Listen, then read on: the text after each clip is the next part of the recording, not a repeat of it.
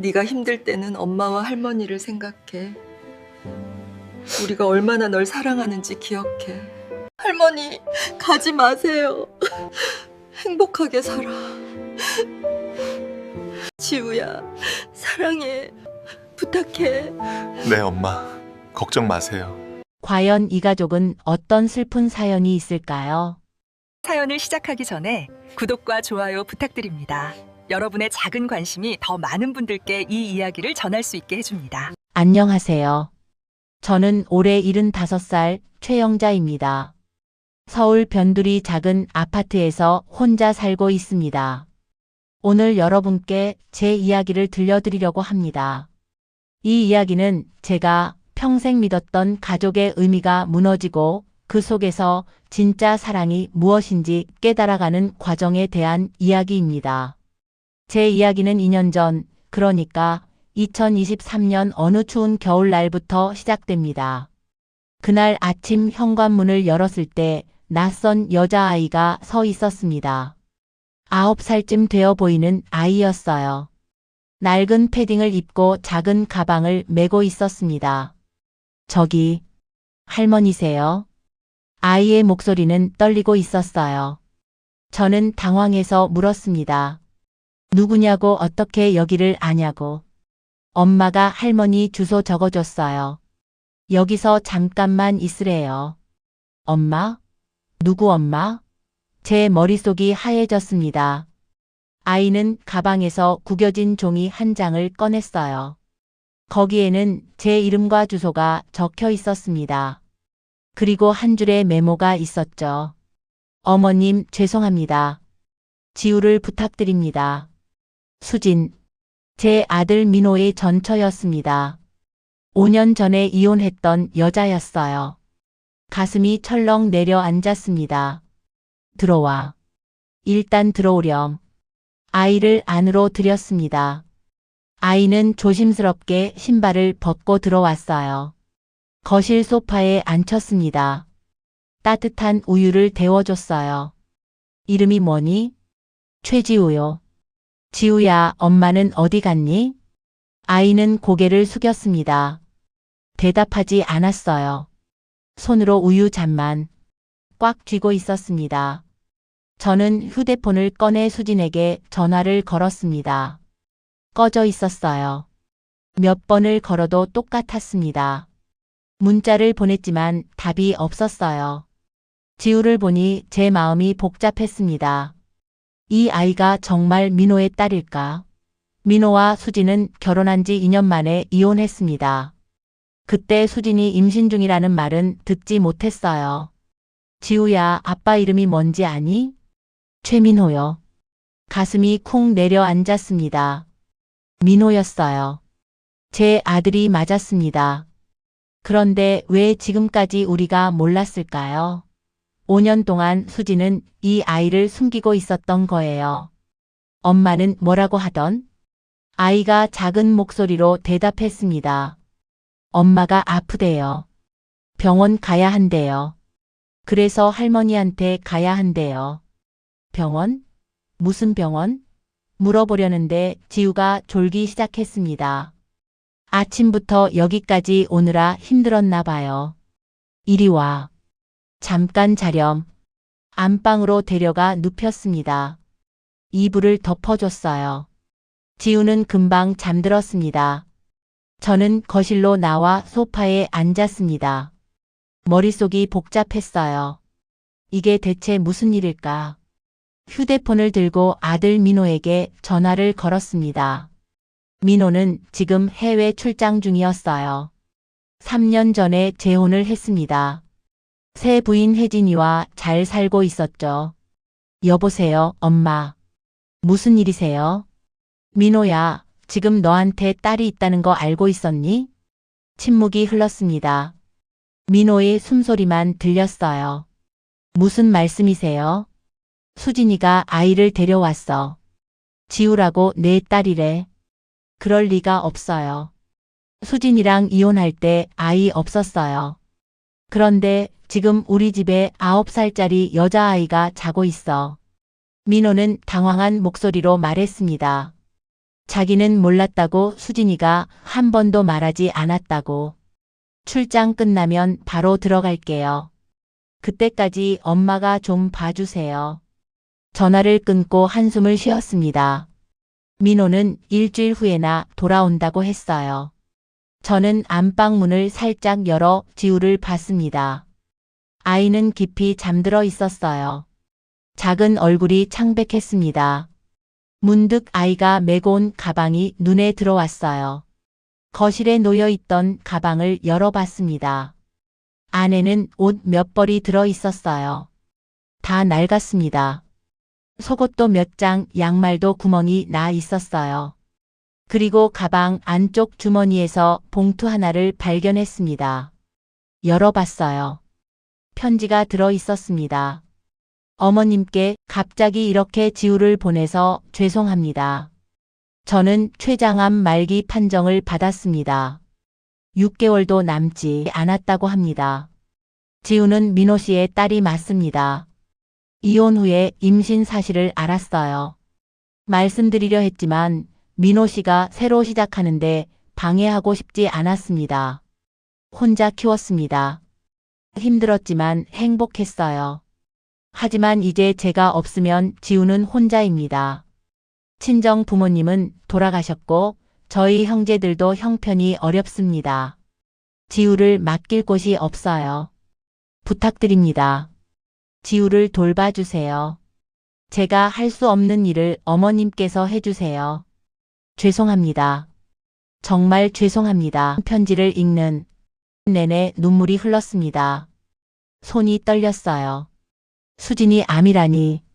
그리고 혼자서 아이를 키웠다니. 왜 진작 말하지 않았을까요? 5년 동안 혼자 아이를 키우며 얼마나 힘들었을까. 저는 안방으로 갔습니다. 지우를 바라봤어요. 자는 얼굴이 민호를 닮았습니다. 코 모양, 입술 모양이 똑같았어요. 제 손주가 맞았습니다. 저녁이 되어 지우가 깼습니다. 눈을 비비며 일어났어요. 어디 있는지 잠시 헤맸습니다. 괜찮아. 할머니 집이야. 아이를 거실로 데려왔습니다. 저녁을 차려줬어요. 지우는 밥을 먹으며 계속 고개를 숙이고 있었습니다. 천천히 먹어. 많이 먹어도 돼. 지우는 고개를 끄덕였습니다. 하지만 많이 먹지 못했어요. 몇 숟가락 뜨더니 멈췄습니다. 배 안 고프니? 아니요. 근데 엄마한테 전화하고 싶어요. 엄마 전화번호 알아? 지우가 고개를 끄덕였습니다. 번호를 불러줬어요. 저는 다시 전화를 걸었습니다. 여전히 꺼져 있었어요. 엄마가 지금 통화가 안 되네. 나중에 다시 해보자. 지우의 눈에 눈물이 고였습니다.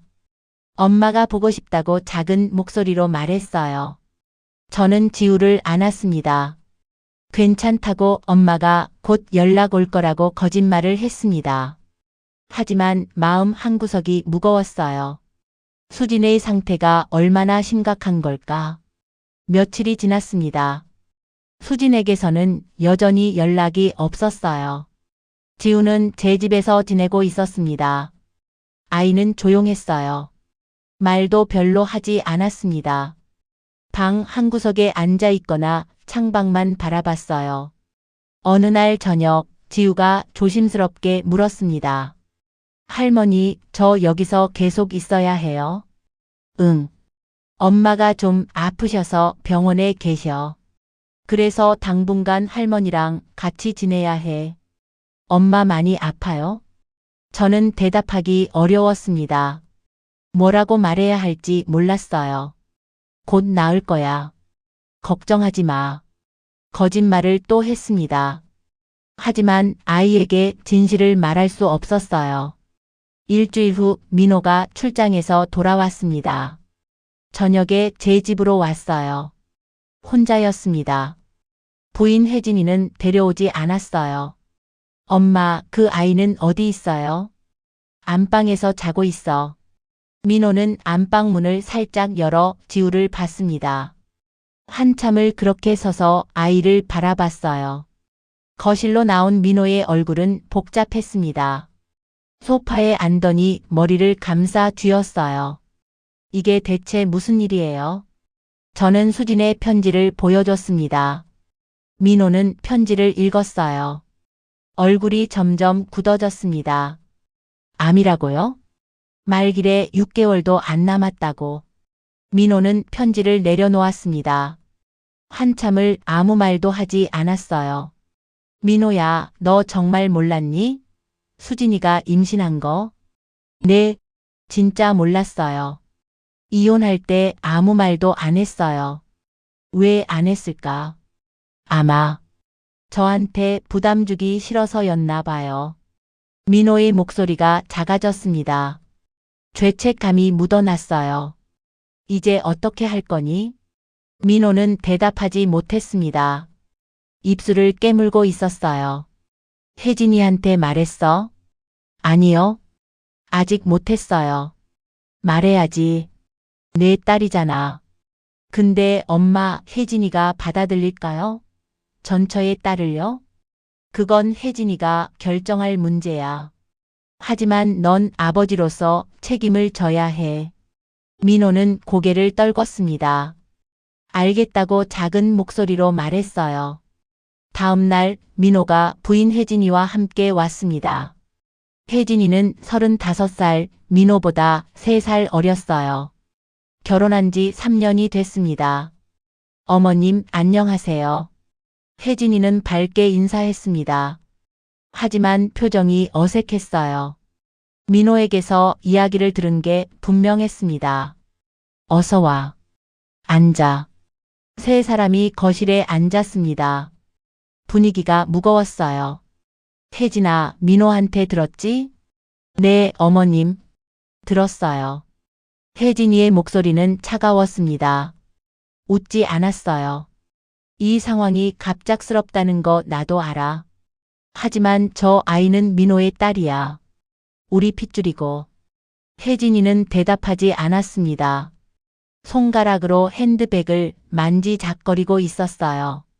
바로 그때 안방 문이 열렸습니다. 지우가 나왔어요. 세 사람을 보더니 멈춰섰습니다. 지우야, 이리 와. 지우는 조심스럽게 다가왔습니다. 제 옆에 섰어요.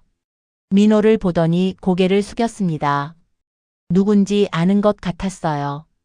사진으로 봤나 봅니다. 안녕. 민호가 어색하게 인사했습니다. 지우는 작은 목소리로 대답했어요. 안녕하세요. 침묵이 흘렀습니다. 아무도 말하지 않았어요. 혜진이가 일어섰습니다. 어머님, 저희 먼저 가볼게요. 생각 좀 해봐야 할 것 같아요. 혜진이의 목소리는 단호했습니다. 민호도 일어섰어요. 엄마, 연락드릴게요. 두 사람은 서둘러 나갔습니다. 지우는 그 모습을 보며 고개를 떨궜어요. 저는 지우를 안았습니다. 괜찮다고 속삭였어요. 하지만 아이는 울지 않았습니다. 그냥 조용히 제 품에 안겨 있었어요. 며칠 후 민호에게서 전화가 왔습니다. 엄마, 혜진이가 받아들이기 힘들어해요. 예상했던 일이었습니다. 하지만 가슴이 답답했어요. 그래도 내 딸이잖아. 알아요. 근데 혜진이 입장도 이해가 돼요. 갑자기 전처에 딸을 받아들이라는 게 쉽지 않죠. 그럼 어떻게 할 거니? 일단 당분간 엄마가 좀 더 봐주실 수 있을까요? 제가 혜진이를 설득할게요. 당분간? 그게 얼마나 되는데? 한 달. 아니 2달만요. 제가 꼭 방법을 찾을게요. 전화를 끊고 한숨을 쉬었습니다. 2달. 그 후에는 어떻게 되는 걸까? 저는 지우를 학교에 보내기로 했습니다. 계속 집에만 있을 수 없었어요. 근처 초등학교에 전학 수속을 밟았습니다. 지우는 3학년에 편입했어요. 첫날 학교에 데려다 줬습니다. 할머니, 무서워요. 지우가 제 손을 꽉 잡았습니다. 떨리고 있었어요. 괜찮아. 선생님이 친구들 소개시켜 줄 거야. 하지만 지우는 불안한 표정이었습니다. 학교 문 앞에서 한참을 망설였어요. 교실까지 함께 갔습니다. 담임 선생님께 인사를 드렸어요. 선생님은 친절하게 지우를 받아주셨습니다. 집으로 돌아오는 길 마음이 무거웠습니다. 아이가 잘 적응할 수 있을까? 오후에 학교가 끝나고 지우를 데리러 갔습니다. 아이는 혼자 운동장 구석에 서 있었어요. 다른 아이들은 무리지어 놀고 있었지만 지우는 혼자였습니다. 어땠어? 재미있었어? 지우는 고개를 저었습니다. 재미없다고 작은 목소리로 말했어요. 집으로 돌아와 간식을 줬습니다. 지우는 먹지 않고 방으로 들어갔어요. 저는 방문을 살짝 열어봤습니다. 지우가 침대에 엎드려 울고 있었어요. 어깨가 들썩였습니다. 가슴이 아팠습니다. 들어가서 안아주고 싶었어요. 하지만 그러지 못했습니다. 아이에게 혼자 있을 시간이 필요해 보였어요. 한 달이 지났습니다. 지우는 학교에 적응하지 못하고 있었어요. 친구도 사귀지 못했습니다. 점점 말수가 줄었어요. 어느 날 학교에서 전화가 왔습니다. 담임 선생님이었어요. 할머님, 지우가 오늘 학교에서 울었어요. 아이들이 놀렸대요. 뭐라고 놀렸는데요? 엄마 없다고요? 할머니랑 산다고 신기하대요. 가슴이 철렁했습니다. 아이들이 지우를 놀렸다니. 선생님이 잘 타이르겠다고 했어요. 걱정하지 말라고 했습니다. 하지만 걱정이 됐습니다. 지우가 학교에서 힘들어하고 있었어요. 그날 저녁 지우와 이야기를 나눴습니다. 학교에서 무슨 일 있었어? 지우는 고개를 저었습니다. 아무 일도 없다고 했어요. 선생님한테 전화 왔어. 아이들이 놀렸다며? 지우의 눈에 눈물이 고였습니다. 입술을 깨물고 있었어요. 애들이 뭐라고 하던? 엄마 어디 갔냐고요? 왜 할머니랑 사냐고요? 지우의 목소리가 떨렸습니다. 눈물이 흘러내렸어요. 그래서 뭐라고 대답했어? 엄마 아프다고 했어요. 그랬더니 애들이 이상하대요. 저는 지우를 안았습니다. 괜찮다고 속삭였어요. 하지만 아이는 계속 울었습니다. 할머니, 엄마 보고 싶어요. 엄마한테 가고 싶어요. 가슴이 무너져 내렸습니다. 뭐라고 대답해야 할지 몰랐어요. 엄마, 지금 치료받고 계셔. 조금만 기다려. 거짓말을 또 했습니다. 진실을 말할 수 없었어요. 2달이 지났습니다. 민호는 여전히 결정을 내리지 못하고 있었어요. 혜진이를 설득하지 못했다고 했습니다. 저는 답답했습니다. 언제까지 이렇게 있을 건가요? 어느 날 아침 문자 한 통이 왔습니다. 모르는 번호였어요. 최영자님, 저는 서울대병원 사회복지사 김미선입니다. 연락드릴 게 있어 전화 부탁드립니다. 가슴이 철렁했습니다. 서울대병원. 수진이가 입원한 병원인가? 급하게 전화를 걸었습니다. 사회복지사가 받았어요. 환자 김수진 씨 보호자이신가요? 네, 맞습니다. 수진이가 어떻게 됐나요? 복지사의 목소리가 낮아졌습니다. 상태가 많이 안 좋으세요. 지금 호스피스 병동에 계십니다. 호스피스. 그 말은 시간이 얼마 남지 않았다는 뜻이었어요. 환자분이 지우 양을 보고 싶어 하세요. 데려올 수 있으신가요? 저는 잠시 망설였습니다. 지우를 수진에게 데려가야 할까? 아이가 엄마의 그런 모습을 보면 충격받지 않을까? 하지만 거절할 수 없었습니다. 수진의 마지막 소원이었어요. 알겠습니다. 내일 데려가겠습니다. 전화를 끊고 한참을 앉아 있었습니다. 지우에게 어떻게 말해야 할까? 저녁에 지우를 불렀습니다. 지우야, 내일 엄마 보러 갈 거야. 지우의 얼굴이 환해졌습니다. 정말이냐고 물었어요. 응. 엄마가 보고 싶어 하셔. 지우는 기뻐서 뛰어 올랐습니다. 오랜만에 보는 밝은 표정이었어요. 하지만 저는 말을 이어야 했습니다. 근데 지우야, 엄마가 많이 아프셔. 병원에 계시는데 좀 힘들어 보일 수도 있어. 지우의 표정이 어두워졌습니다. 알겠다고 작은 목소리로 말했어요. 다음 날 아침 서울대 병원으로 갔습니다. 호스피스 병동은 조용했어요. 복지사가 우리를 안내했습니다. 이쪽입니다. 복지사가 방 앞에서 멈췄습니다. 문을 두드렸어요. 수진 씨, 손님 오셨어요. 문을 열고 들어갔습니다. 병실은 작았어요. 침대 하나가 전부였습니다. 수진이 누워 있었습니다. 저는 숨이 막혔어요. 5년 전에 봤던 수진과 너무 달랐습니다. 얼굴은 헬쑥했어요. 뺨이 푹 꺼져 있었습니다. 머리카락도 많이 빠졌어요. 산소호흡기를 끼고 있었습니다. 어머님, 왔어요. 수진이 힘겹게 말했습니다. 목소리가 거의 들리지 않았어요. 지우를 데려왔어. 수진의 눈에 눈물이 고였습니다. 지우를 보더니 손을 뻗었어요. 지우야. 엄마. 지우가 침대로 달려갔습니다. 수진의 손을 잡았어요. 엄마, 왜 이렇게 아파요? 엄마, 일어나요. 지우는 울었습니다. 수진도 눈물을 흘렸어요. 미안해, 지우야. 엄마가 미안해. 수진이 지우의 머리를 쓰다듬었습니다. 손이 떨리고 있었어요. 저는 옆에서 그 모습을 바라봤습니다. 눈물이 났어요. 저도 모르게 흐르고 있었습니다. 한참 후에 수진이 저를 봤습니다. 어머님, 앉으세요. 저는 의자를 가져와 침대 옆에 앉았습니다. 지우, 잘 지냈어요? 응. 학교도 다니고 있어. 잘 지내고 있어. 거짓말이었습니다. 하지만 수진을 안심시켜주고 싶었어요. 감사합니다, 어머님. 지우 돌봐주셔서요. 수진의 목소리는 가늘었습니다. 숨쉬기 힘들어 보였어요. 괜찮아. 당연한 일이야. 수진이 지우를 보며 말했습니다.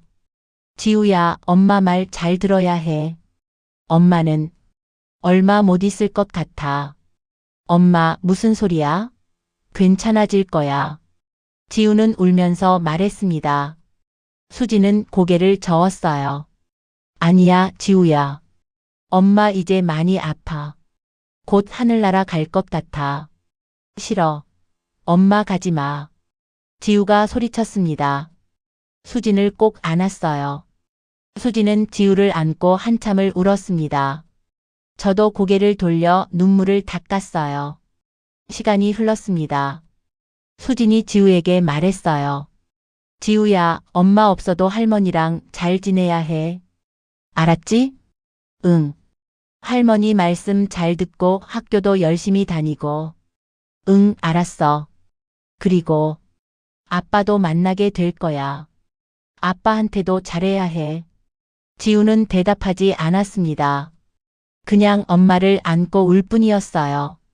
저녁이 되어 병원을 나와야 했습니다. 지우는 가기 싫다고 버텼어요. 엄마와 떨어지기 싫었던 거죠. 지우야, 우리 내일 또 올게. 엄마 쉬어야 해. 간신히 설득해서 나왔습니다. 지우는 계속 뒤돌아봤어요. 엄마가 있는 병실을 바라봤습니다. 집으로 돌아오는 차 안에서 지우는 한마디도 하지 않았습니다. 창밖만 바라봤어요. 그날 밤 지우는 밤새 울었습니다. 저는 옆에 앉아 아이의 등을 쓰다듬어 줬어요. 일주일 후 병원에서 연락이 왔습니다. 수진의 상태가 위급하다고 했어요. 급하게 지우를 데리고 병원으로 갔습니다. 민호에게도 연락했어요.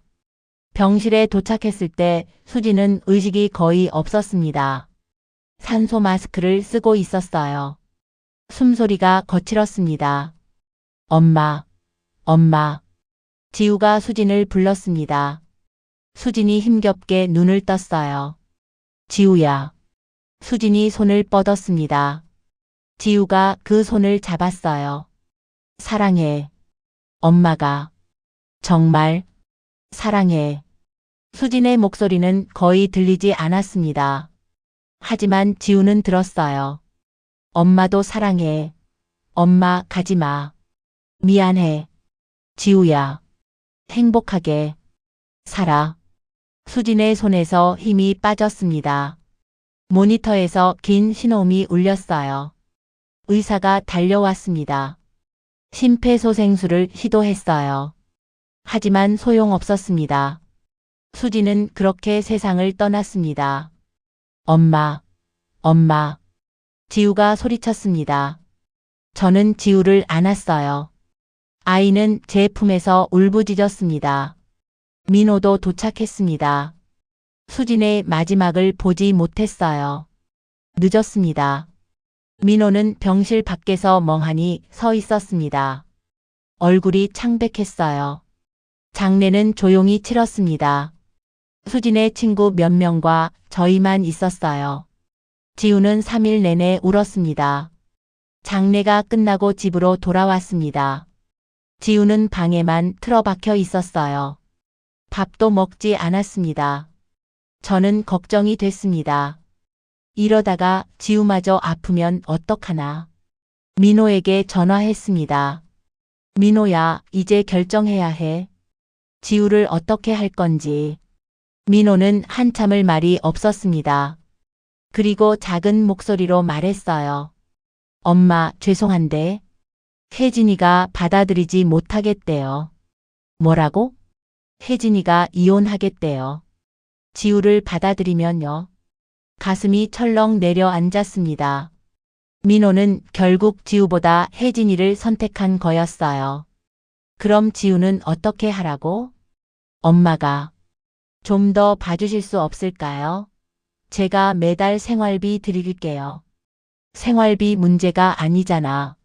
지우는 내 딸이야. 알아요. 근데 제가 어떻게 해요? 혜진이는 절대 안 된대요. 저는 전화를 끊어버렸습니다. 화가 났어요. 민호가 너무 비겁했습니다. 하지만 동시에 막막했어요. 지우를 어떻게 해야 하나? 며칠 후 혜진이가 저를 찾아왔습니다. 혼자였어요. 어머님, 죄송해요. 혜진이는 고개를 숙였습니다. 무엇이 죄송하니? 저도 이해하려고 했어요. 근데 안 되더라고요. 자꾸 다른 여자의 딸이라는 게 신경 쓰여요. 혜진이의 목소리는 떨렸습니다. 울고 있었어요. 저도 나쁜 사람이 되고 싶지 않아요. 근데 같이 살 자신이 없어요. 알았어. 그럼 민호랑 어떻게 할 거니? 이혼은 안 할 거예요. 대신 지우는 저희랑 안 사는 조건으로요. 그 말은 지우를 제가 계속 키워야 한다는 뜻이었어요. 저는 한숨을 쉬었습니다. 어쩔 수 없었어요. 알겠어. 내가 지우를 키울게. 혜진이는 고개를 숙여 인사하고 갔습니다. 저는 창밖을 바라봤습니다. 비가 내리고 있었어요. 지우에게 어떻게 말해야 할까? 아빠가 너를 원하지 않는다고 말해야 하나? 저녁에 지우를 불렀습니다. 지우야, 할머니가 할 말이 있어. 지우는 고개를 들었습니다. 눈이 퉁퉁 부어 있었어요. 아빠가.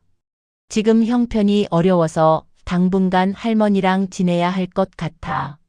거짓말을 또 했습니다. 진실을 말할 수 없었어요. 얼마나요? 응. 한참. 지우의 눈에서 눈물이 흘렀습니다. 아빠도 싫어하는 거죠? 아니야. 아빠는 널 사랑해. 그냥 형편이 어려워서 그래. 거짓말이었습니다. 하지만 아이에게 상처 주고 싶지 않았어요. 지우는 더 이상 묻지 않았습니다. 방으로 들어가 버렸어요. 그렇게 6개월이 지났습니다. 지우는 제 집에서 계속 살았어요. 학교도 다니고 있었습니다. 하지만 아이는 밝아지지 않았어요. 친구도 사귀지 못했습니다. 웃음도 잃었어요. 어느 날 담임 선생님에게서 전화가 왔습니다. 할머님, 지우가 요즘 수업 시간에 멍하니 있어요. 집중을 못해요. 집에서도 그래요. 제가 말을 걸어도 대답을 잘 안 해요. 혹시 상담센터에 한번 가보시는 게 어떨까요? 아이가 트라우마가 있는 것 같아요. 알겠습니다. 한번 가보겠습니다. 전화를 끊고 지우를 봤습니다. 아이는 창밖만 바라보고 있었어요. 제 마음이 아팠습니다. 이 아이를 어떻게 해줘야 할까? 다음 주에 아동심리상담센터에 갔습니다. 상담사 선생님이 지우와 이야기를 나눴어요. 상담이 끝나고 선생님이 저를 불렀습니다. 할머니, 지우가 애착 불안과 분리불안이 있어요. 엄마를 잃은 충격이 크고요. 어떻게 해야 하나요? 꾸준한 상담이 필요해요. 그리고 안정적인 환경이 중요합니다.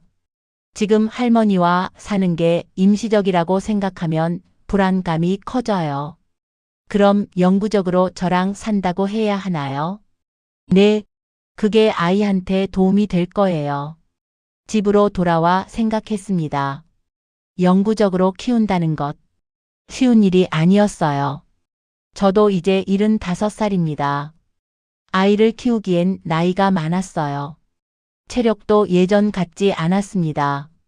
하지만 지우를 보니 마음이 약해졌습니다. 이 아이는 저밖에 없었어요. 며칠 후 민호가 생활비를 가지고 왔습니다. 봉투에 현금이 들어 있었어요. 엄마, 이번 달 생활비예요. 민호는 지우를 보지 않으려 했습니다. 아이와 눈을 마주치지 않았어요. 민호야, 잠깐 앉아. 민호는 소파에 앉았습니다. 지우는 방으로 들어가 버렸어요. 너 지우한테 미안하지 않니? 미안하죠. 근데 어쩔 수 없잖아요. 어쩔 수 없다니? 내 딸인데. 엄마, 저도 힘들어요. 혜진이한테 미안하고 지우한테도 미안하고. 민호의 목소리가 떨렸습니다. 울먹이고 있었어요. 그럼 어떻게 할 거니? 평생 이렇게 도망 다닐 거야? 민호는 대답하지 못했습니다. 고개를 떨궜어요. 알겠어. 가. 돈만 보내지 말고 얼굴이라도 좀 자주 보여줘. 민호는 일어나서 나갔습니다. 지우의 방문을 잠깐 쳐다보더니 고개를 돌렸어요. 그리고 그날 이후로 민호는 한 달에 한 번도 오지 않았습니다. 생활비만 보내왔어요. 1년이 지났습니다. 지우는 5학년이 됐어요. 여전히 제 집에서 살고 있었습니다. 아이는 조금씩 나아지고 있었어요. 상담을 꾸준히 받았습니다. 웃음도 조금씩 돌아왔어요. 어느 날 학교에서 돌아온 지우가 말했습니다. 할머니, 오늘 친구가 생겼어요. 정말? 누군데? 수진이라는 애요. 같은 반이에요. 지우의 얼굴이 조금 밝았습니다. 오랜만에 보는 밝은 표정이었어요. 잘됐네. 할머니도 기뻐. 그날부터 지우는 조금씩 변했습니다. 학교 이야기를 하기 시작했어요. 친구 이야기도 했습니다. 저는 다행이다 싶었습니다. 아이가 조금씩 회복되고 있었어요. 하지만 어느 날 문제가 생겼습니다. 학교에서 가정 숙제가 나왔던 거예요. 가족 사진을 가져오라는 것이었습니다. 지우가 저에게 물었습니다. 할머니, 우리 가족 사진 없어요? 저는 당황했습니다. 가족 사진. 지우와 저의 사진은 없었어요. 우리 사진을 찍어볼까? 지우는 고개를 저었습니다. 아니에요. 다른 애들은 엄마 아빠랑 같이 찍은 거래요. 그 말에 저는 가슴이 아팠습니다. 지우야, 우리도 가족이야. 할머니랑 너랑. 근데 다른 애들은 엄마 아빠가 있잖아요. 지우의 목소리가 작아졌습니다. 눈에 눈물이 맺혔어요. 저는 지우를 안았습니다. 지우야, 미안해. 할머니가 엄마 아빠를 대신해 줄 수는 없어. 근데 할머니는 지우를 정말 사랑해. 지우는 제 품에서 울었습니다. 한참을 울었어요. 그날 밤 저는 민호에게 전화를 걸었습니다. 민호야, 내일 시간 좀 내. 지우랑 사진 찍어줘야겠어. 엄마, 그게. 변명하지 마. 내 딸이잖아. 사진 한 장 찍어주는 게 그렇게 어려워? 민호는 한참을 말이 없었습니다. 알겠다고 작은 목소리로 대답했어요. 다음 날 민호가 왔습니다. 혼자였어요. 혜진이는 오지 않았습니다.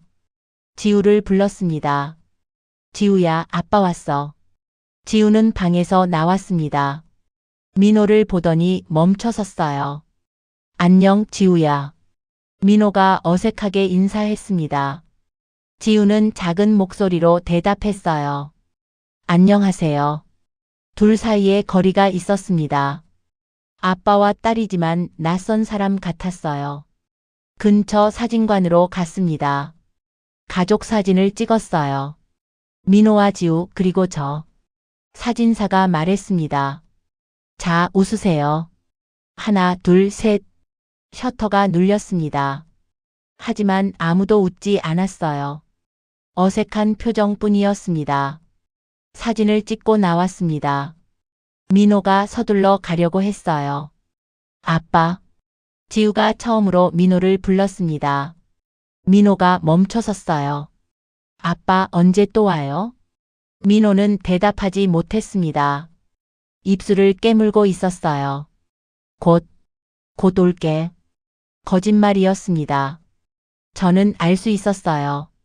민호는 다시 오지 않을 거였습니다. 민호가 떠나고 지우는 한참을 그 자리에 서 있었습니다. 아빠가 간 방향을 바라봤어요. 집으로 돌아와서 지우가 물었습니다. 할머니, 아빠는 왜 저를 안 데려가요? 저는 할 말이 없었습니다. 어떻게 대답해야 할지 몰랐어요. 지우야, 아빠도 사정이 있어. 아빠가 저 싫어하는 거죠? 아니야. 절대 아니야. 그럼 왜 안 데려가요? 왜 안 보러 와요? 지우의 목소리가 높아졌습니다. 울먹이고 있었어요. 저는 지우를 안았습니다. 뭐라고 위로해야 할지 몰랐어요. 지우야, 미안해. 할머니가 대신 미안해. 싫어요. 아빠가 미안해야죠. 지우는 제 품을 뿌리치고 방으로 들어가 버렸습니다. 문을 쾅 닫는 소리가 울렸어요. 저는 그 자리에 주저앉았습니다. 가슴이 너무 아팠어요.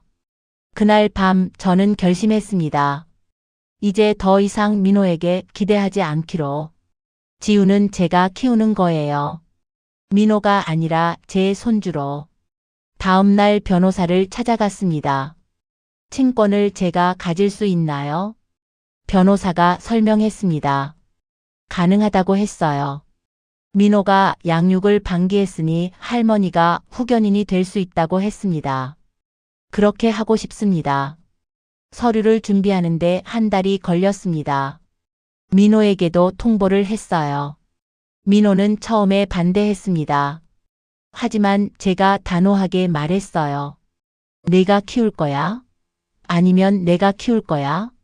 둘 중 하나 선택해. 민호는 결국 동의했습니다. 친권 포기 서류에 서명했어요. 법원에서 후견인 지정이 됐습니다. 이제 지우는 법적으로도 제가 키우는 거였어요. 집으로 돌아와 지우에게 말했습니다. 지우야, 이제 할머니가 너를 키울 거야. 할머니랑 계속 살 거야. 지우는 놀라 저를 봤습니다. 정말요? 응. 이제 우리가 가족이야. 지우의 눈에 눈물이 고였습니다. 저에게 안겼어요. 고마워요, 할머니. 천만에. 할머니가 더 고마워. 그렇게 2년이 더 지났습니다. 지우는 이제 중학생이 됐어요. 많이 컸습니다. 아이는 많이 밝아졌어요. 친구들도 생겼습니다. 학교 생활도 잘하고 있었어요. 가끔 엄마 이야기를 했습니다. 엄마가 보고 싶다고. 하지만 예전처럼 울지는 않았어요. 엄마는 하늘에서 저를 지켜보고 있을 거예요. 지우가 말했습니다. 저는 고개를 끄덕였어요. 그럼 엄마가 자랑스러워 하실 거야. 어느 날 지우가 학교에서 상을 받았습니다. 모범 학생 표창이었어요. 시상식에 저를 초대했습니다. 학교 강당에 갔어요. 지우가 무대에 올라가 상을 받았습니다. 저를 보며 웃었어요. 저는 눈물이 났습니다. 기쁜 눈물이었어요. 시상식이 끝나고 지우가 달려왔습니다. 할머니 봤어요? 응, 봤어. 우리 지우 최고야. 다 할머니 덕분이에요. 지우가 저를 안았습니다. 저도 지우를 꼭 안았어요. 그때 뒤에서 누군가 부르는 소리가 들렸습니다. 지우야. 돌아보니 민호가 서 있었습니다. 오랜만이었어요. 2년 만에 보는 얼굴이었습니다. 아빠. 지우의 목소리가 작아졌습니다. 민호는 어색하게 다가왔어요. 지우야, 축하한다. 상 받았다며? 지우는 대답하지 않았습니다. 민호를 그냥 바라봤어요. 민호가 선물 상자를 내밀었습니다. 이거 선물이야. 지우는 받지 않았습니다. 고개를 돌렸어요. 괜찮아요. 필요 없어요. 지우야, 아빠가 미안해. 이제 와서 미안하다고요? 지우의 목소리에 화가 묻어났습니다. 저 어렸을 때는 어디 있었어요? 엄마 돌아가셨을 때는요? 제가 힘들었을 때는요? 민호는 할 말이 없었습니다. 고개를 떨궜어요. 이제 와서 아빠 행세하지 마세요. 저한테는 할머니가 있어요. 지우는 제 손을 잡았습니다. 그리고 돌아섰어요. 가요, 할머니. 우리는 민호를 남겨두고 걸어 나왔습니다. 민호는 그 자리에 서서 우리를 바라봤어요. 집으로 돌아오는 길 지우가 말했습니다. 할머니, 제가 너무 심했나요? 아니야. 내 마음을 솔직하게 말한 거야. 근데 아빠한테 미안해요. 왜? 그래도 아빠인데. 근데 저는 아빠가 낯설어요. 당연해. 2년 동안 한 번도 안 봤잖아. 지우는 고개를 끄덕였습니다. 할머니, 저는 할머니랑 계속 살고 싶어요. 할머니도 그래. 우리 계속 함께 있자. 지우가 제 손을 꼭 잡았습니다. 저도 지우의 손을 꼭 잡았어요. 그날 밤 민호에게서 문자가 왔습니다. 엄마, 오늘 정말 미안했어요. 제가 너무 늦었네요. 지우한테 용서받을 생각은 안 해요. 그냥 지우가 행복하게 자라길 바랄게요. 엄마, 감사합니다. 제가 못한 일을 해주셔서요. 저는 문자를 읽고 한숨을 쉬었습니다. 민호도 후회하고 있었어요. 하지만 너무 늦었습니다. 지금은 지우와 제가 가족이었어요. 그것으로 충분했습니다. 1년 후 저는 77살이 됐습니다. 건강이 예전 같지 않았어요. 무릎도 아프고 허리도 아팠습니다. 어느 날 병원에서 검사를 받았습니다. 의사 선생님이 심각한 표정으로 말씀하셨어요. 할머님, 심장이 많이 약해지셨어요. 조심하셔야 합니다. 얼마나 조심해야 하나요? 무리하시면 안 돼요. 스트레스도 받지 마시고요.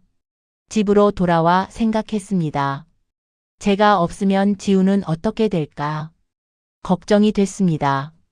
지우는 아직 중학교 2학년이었어요. 혼자 살기에는 너무 어렸습니다. 저는 변호사를 다시 찾아갔습니다.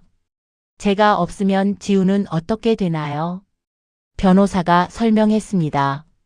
법적 후견인을 지정해야 한다고 했어요. 민호가 다시 친권을 가져갈 수도 있다고 했습니다. 그건 안 돼요. 다른 방법은 없나요? 신뢰할 수 있는 사람을 후견인으로 지정하시면 돼요. 하지만 저는 그런 사람이 없었습니다. 친척들도 다 멀리 있었어요. 집으로 돌아와 지우를 봤습니다. 숙제를 하고 있었어요. 열심히 공부하는 모습이 예뻤습니다. 제 눈에 눈물이 고였습니다. 이 아이를 어떻게 지켜야 할까? 그날 밤 저는 긴 편지를 썼습니다. 지우에게 남기는 편지였어요. 사랑하는 지우에게 할머니가 이 편지를 쓰는 건 혹시 모를 일을 대비해서야. 할머니가 없어도 네가 잘 살아갈 수 있도록 말이야. 지우야, 할머니는 네가 정말 자랑스러워. 힘든 일을 겪었는데도 씩씩하게 자라줘서 고마워. 엄마는 하늘에서 너를 지켜보고 계실 거야. 할머니도 마찬가지야. 언제든 너를 지켜볼게. 내가 힘들 때는 엄마와 할머니를 생각해.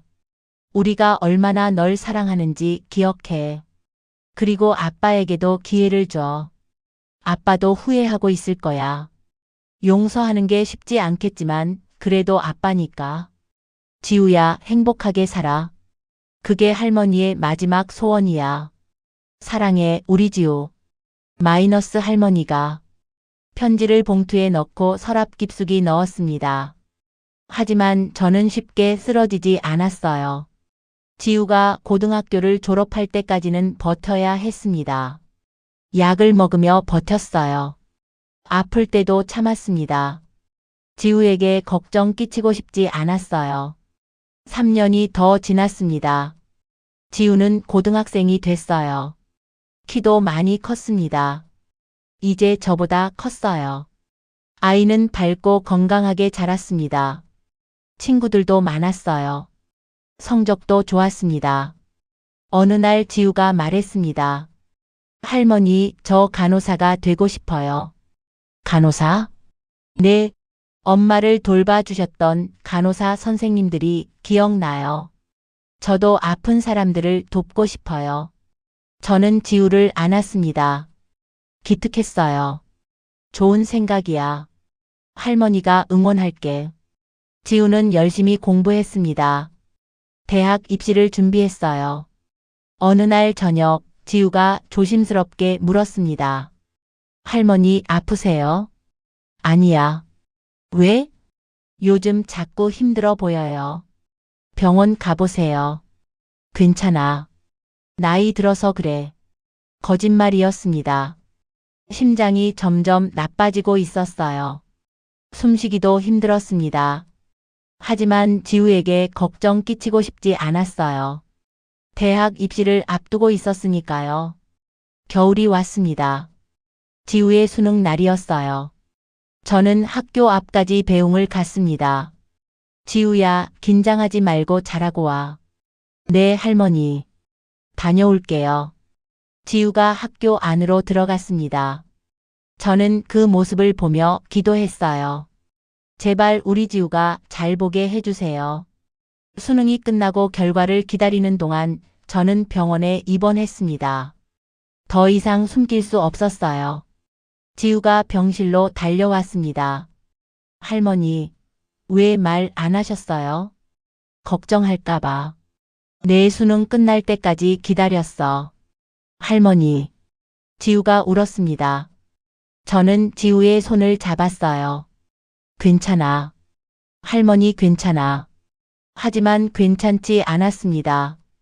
의사 선생님은 심장 이식이 필요하다고 했어요. 하지만 제 나이에는 힘들다고 했습니다. 시간이 얼마 남지 않았어요. 저는 민호에게 연락했습니다. 마지막으로 할 이야기가 있었어요. 민호가 병실로 왔습니다. 5년 만이었어요. 많이 늙어 보였습니다. 엄마. 민호야, 앉아. 민호는 의자에 앉았습니다. 제 손을 잡았어요. 엄마, 괜찮으세요? 아니야. 곧 갈 것 같아. 엄마. 민호의 목소리가 떨렸습니다. 민호야, 부탁이 있어. 지우를 부탁해. 엄마. 네가 잘못한 거 알아. 근데 이제라도 아버지 역할을 해줘. 지우는 내 딸이야. 민호는 고개를 끄덕였습니다. 눈물이 흘렀어요. 네, 엄마. 제가 책임지겠습니다. 혜진이는? 혜진이도 이제 받아들이겠대요. 제가 설득했어요. 잘 됐구나. 저는 안도했습니다. 지우를 맡길 곳이 생긴 거였어요. 며칠 후 합격 통지서가 왔습니다. 지우가 간호대학에 합격한 거였어요. 지우가 병실로 달려와 말했습니다. 할머니, 합격했어요. 정말? 축하해, 지우야. 저는 지우를 안았습니다. 눈물이 났어요. 기쁜 눈물이었습니다. 할머니 덕분이에요. 다 할머니 덕분이에요. 아니야. 내가 열심히 해서 그래. 우리는 한참을 안고 울었습니다. 그날 밤 제 상태가 급격히 나빠졌습니다. 의식이 흐려졌어요. 지우와 민호가 병실에 있었습니다. 저는 힘겹게 말했어요. 지우야, 사랑해. 할머니 가지 마세요. 지우가 울었습니다. 저는 지우의 손을 꼭 잡았어요. 행복하게 살아. 그리고 민호를 봤습니다. 민호야. 지우. 부탁해. 네, 엄마. 걱정 마세요. 저는 눈을 감았습니다. 마지막으로 두 사람의 얼굴이 보였어요. 그리고 천천히 의식이 사라졌습니다. 장례는 조용히 치러졌습니다. 지우와 민호 그리고 몇몇 지인들만 있었어요. 지우는 3일 내내 울었습니다. 아직 구독과 좋아요를 안 눌러주셨다면 구독과 좋아요 부탁드립니다. 민호가 옆에서 지우를 위로했어요. 장례가 끝나고 민호가 지우에게 말했습니다. 지우야, 우리 집으로 가자. 지우는 고개를 끄덕였습니다. 더 이상 혼자가 아니었어요. 민호의 집으로 갔습니다. 혜진이가 기다리고 있었어요. 지우야, 어서 와.